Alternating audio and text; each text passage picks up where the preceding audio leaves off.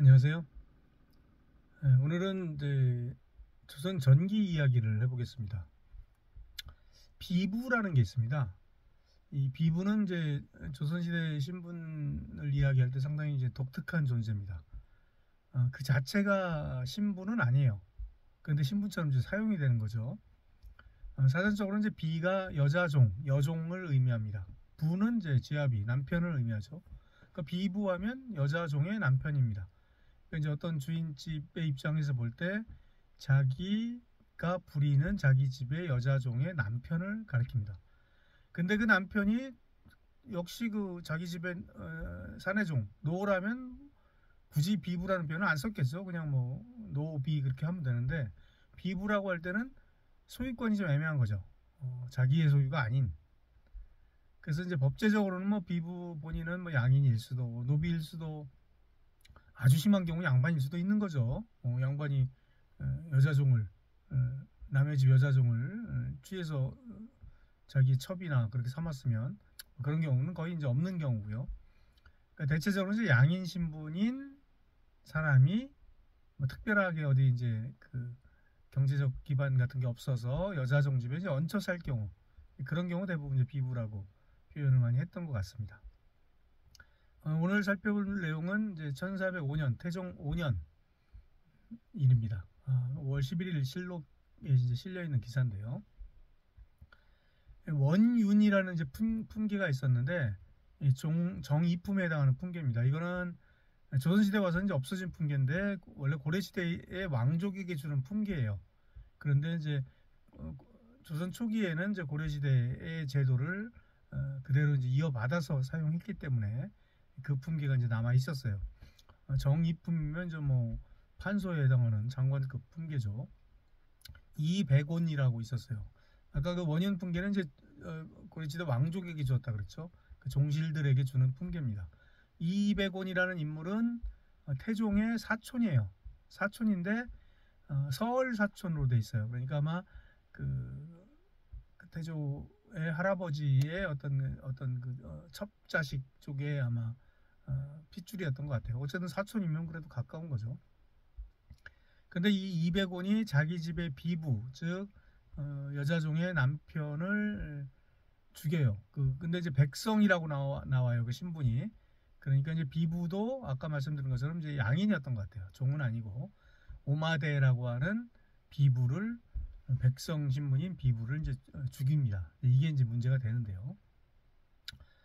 뭐 태종은 뭐 자기 이제 사촌이기도 하고 뭐 그러니까 이제 그리고 살해당한 사람의 신분이 이제 뭐 높지 않으니까 비부 일반 백성이니까 그냥 이제 용서를 하고 넘어가려고 했는데 그 당시 이제 그 사원부의 대사원 장관이었던 대사원 이례 등 그 대관들이 상소를 합니다.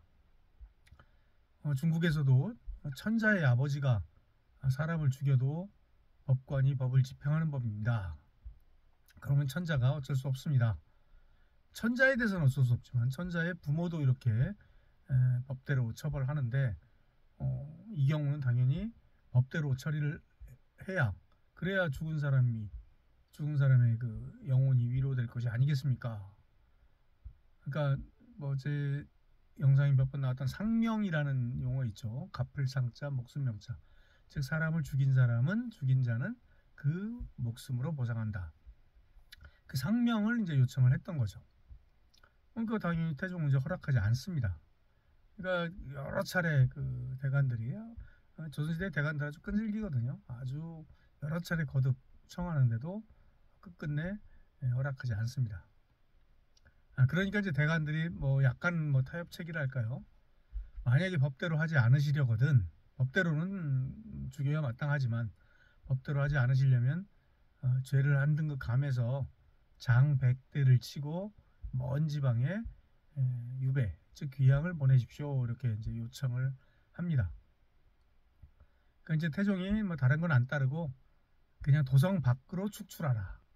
그 뭐 도성 밖으로 서울 밖으로만 이제 내보내라 이제 그런 또 이제 상대적으로 가벼운 처벌을 태종은 이제 또 제안을 한 거죠.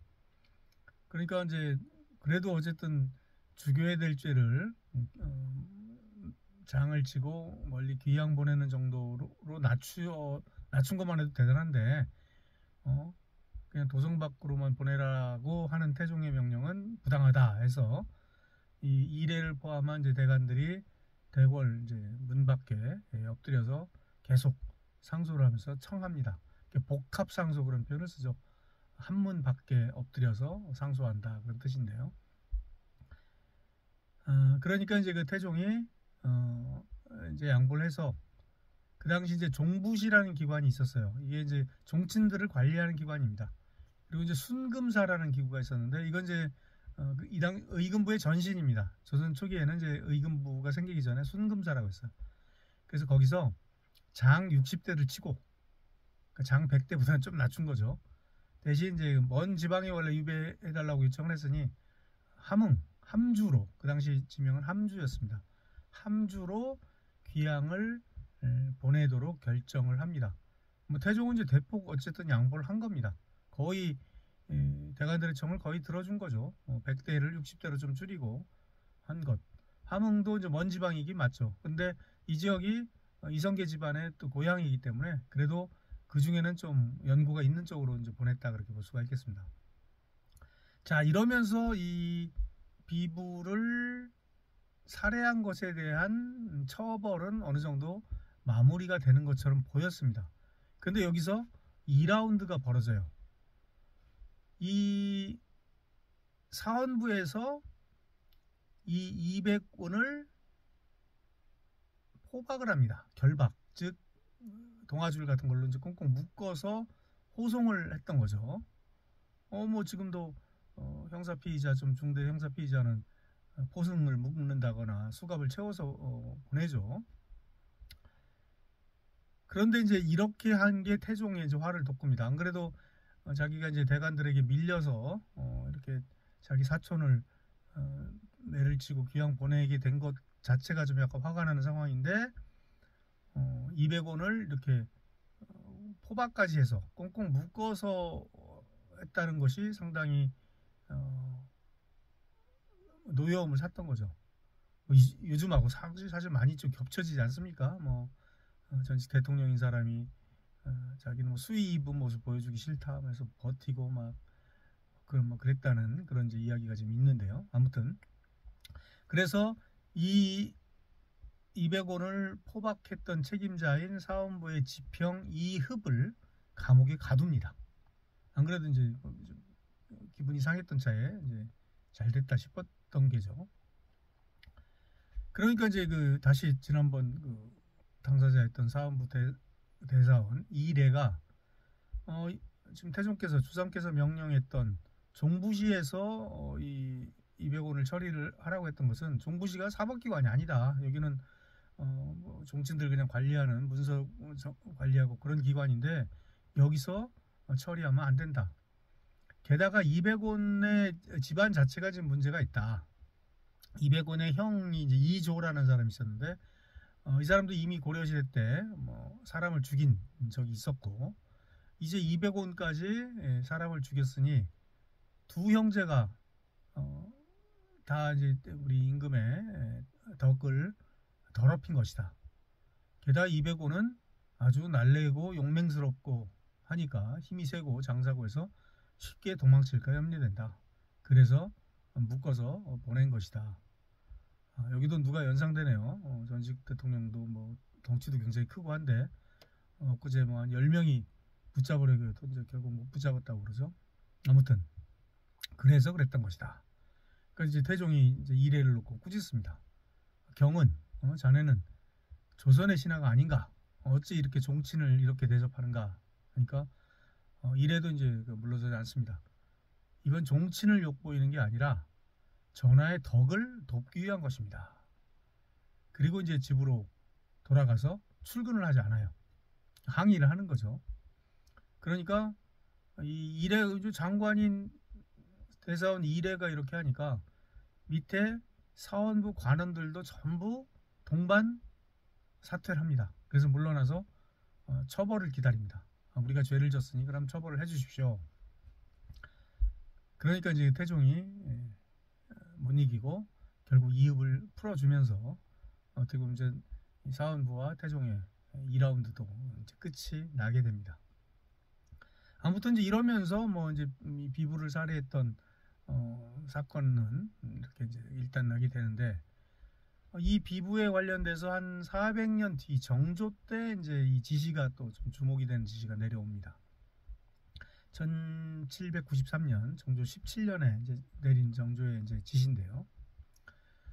상전이 집에서 데리고 사는 비부, 즉 계집종의 남편이 아내 상전에게, 즉 아내 주인에게 인정과 도리에 어긋나는 아주 흉악한 말을, 뭐 욕설 같은 걸 했다거나 좀 한 거죠. 근데 사실은 인정과 도리에 어긋난다라는 평가 자체가 사실은 어떻게 보면 약간 좀 정성적인 평가이기 때문에, 아무튼 이제 인정과 도리에 어긋나는 흉악한 말을 내뱉어서, 그럼 이제 아내의 상전이 죄를 다스릴 수 있죠. 다스리다가 죽었을 경우에는 살인 사건으로 다루지 말라라는 지시를 내립니다.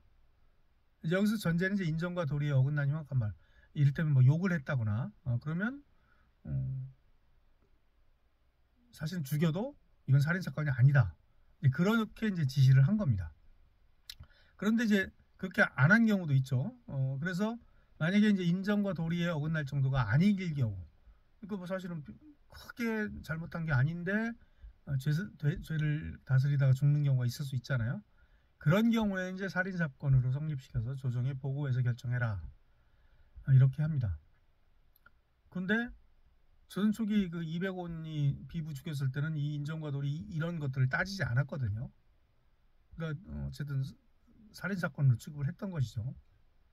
그러니까 400년쯤 지나면서 조선 초기와는 사실 많이 달라진 분위기를 확인할 수가 있습니다. 그래서 사실은 이제 상당히 많은 부분에 있어서 정조의 편을 들었던, 같은 입장이었던 정약용, 다산 정약용 선생도 이것에 대해서는 약간 좀 이의를 제기하는 그런 그 견해를 발표를 합니다.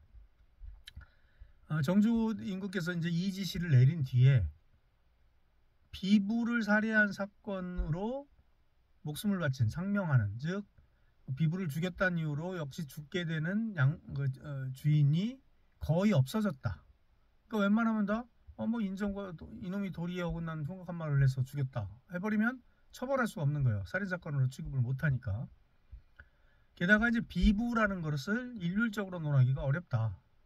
아까 저도 약간 뭐 예를 들었지만, 조정 관리나 양반이 남의 집 여종을 데려다가 자기 첩으로 삼았을 경우, 그럼 그것도 비부로 논하겠느냐? 그러면 그 주인 상전이 양반 데려다가 매를 쳐서 죽여도 되는 것이냐? 이제 이런 극단적 그런 장면까지 상상을 할 수가 있는 거죠. 그래서 이 아주 천한 백성으로 남의 집 일을 하는 그런 비부 신분이라고 하더라도, 만약에 이 사람을 죽일 만한 그런 죄를 그 사람이 지었다면 그건 국가가 해야 된다. 그리고 죽일 죄도 아닌데 그걸 분에 못 이겨 함부로 죽일 경우에는 그거는 상명, 즉 목숨으로 갚아야 된다 라는 것이죠. 그러니까 이것에 비해 보면 조선 초기에 왕의 사촌이었던 종친 이백원을 비부를 죽였다는 이유만으로 처음에는 죽일 것을 청했죠. 그나마 그것도 장 60대를 찌고 함흥으로 이제 귀양 보내는 선에서 그쳤던 것인데, 아무튼 그것은 상당히 엄격한 법 집행의 예가 아닌가, 그렇게 생각이 됩니다. 이렇게 될 수 있었던 데는 일단은 목숨을 걸고 간언을 했던 그 대사원 이례를 포함한 그런 신하들의 간언이 있었던 것이고, 또 그걸 너그럽게 받아들였던 태종의 포용이 있었던 것이죠. 그리고 이 모두를 둘러싼 어떤 원칙을 지켜야 된다는 합의가 서로에게 있었던 그런 덕분이라고 볼 수가 있습니다. 그러니까 어떻게 보면 오늘날의 정치를 반성하게 되는데요. 민주주의 사회는 지금 오히려 뭐 법대로 하자라고 하면서 실제로 법은 과연 만인에게 평등한가? 이런 부분들, 실제로 빠져나간 사람 많지 않나?